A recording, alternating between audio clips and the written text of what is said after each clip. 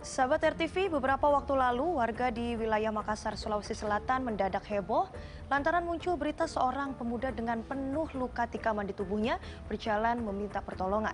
Kejadian tersebut berlangsung di sebuah wisma penginapan. Nyawanya pun tidak tertolong akibat banyaknya luka yang ia alami. Lantas siapa ya sosok korban dan siapa yang terlibat atas tewasnya pemuda tersebut?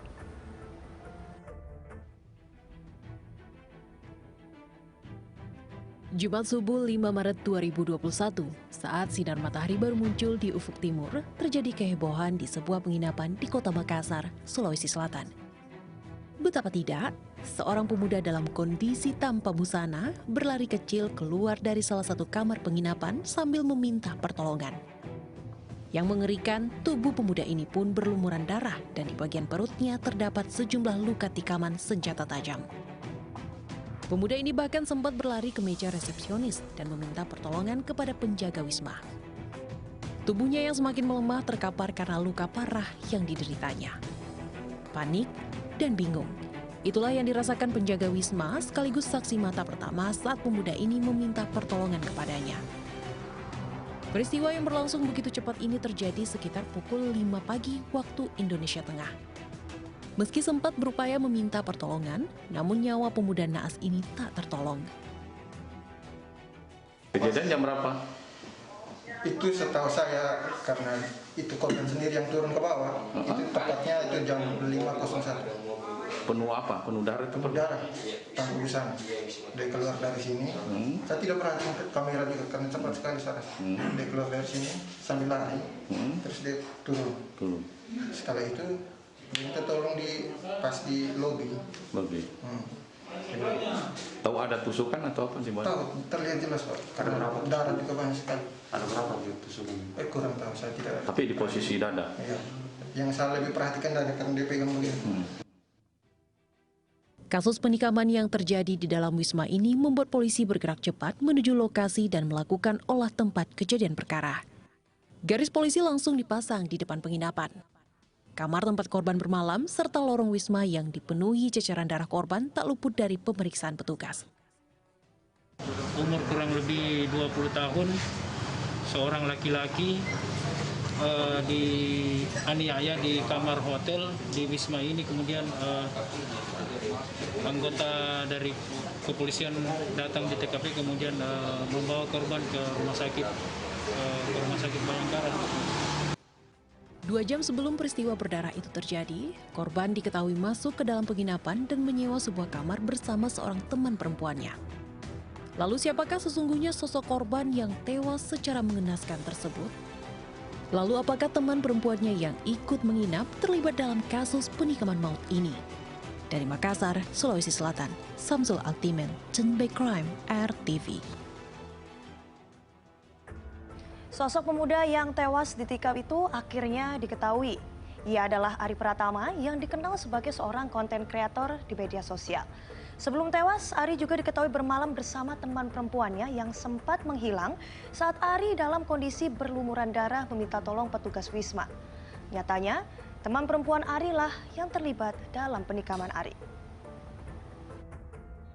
Video-video lagi. Konten? Iya. Namanya kalau konten-konten solo kan misalnya. Bukan. Kan lagi ini bagus gini. Pernah aku lihat di YouTube atau di Instagram makan-makan banyak mukbang namanya. Makan ini. Iya, yang banyak-banyak. Iya, yang banyak. Iya. Makan banyak. Iya, mau kan tidak? Itu dibikin. Iya, sini mau. Ari Pratama, pemuda 23 tahun asal Talum, Makassar, Sulawesi Selatan, dikenal sebagai seorang konten kreator di media sosial. Sosoknya mulai diketahui publik setelah ia membagikan video saat ia makan mie bersama temannya di sebuah tempat pembuangan sampah. Video Ari Pratama baru-baru ini kembali muncul dan menjadi viral hampir di seluruh media. Namun kali ini bukan sebagai konten kreator, melainkan menjadi korban penganiayaan yang menewaskan dirinya. Berlokasi di sebuah penginapan di Kecamatan Panakukang, Kota Makassar, Sulawesi Selatan. Ari Pratama dalam kondisi luka parah dan bersimbah darah sempat meminta pertolongan kepada penjaga wisma. Namun naas nyawanya tak terselamatkan akibat luka tikaman senjata tajam yang ia derita. Misteri penikaman yang menewaskan Ari Pratama langsung terpecahkan. Adalah Aisyah Alfika, teman perempuan Ari Pratama yang bertanggung jawab atas kematiannya yang berakhir tragis. Sakit hati menjadi alasan pelaku nekat menghabisi nyawa kekasihnya tersebut. 7 bulan menjalin kasih, belakangan pelaku merasa korban mulai menjauhinya. Janji untuk menikahi seperti yang pernah diucapkan korban kepada mahasiswi sebuah perguruan tinggi negeri ini seakan menguap begitu saja. Kalau motifnya, motif daripada kejadian ini berawal ketika pelaku dan korban kenalan di medsos. Kemudian berpacaran kurang lebih 7 bulan, 7 bulan. Setelah pelaku dan korban pacaran dan menurut pelaku bahwa korban ini sudah sulit untuk ditemui atau sulit untuk dihubungi.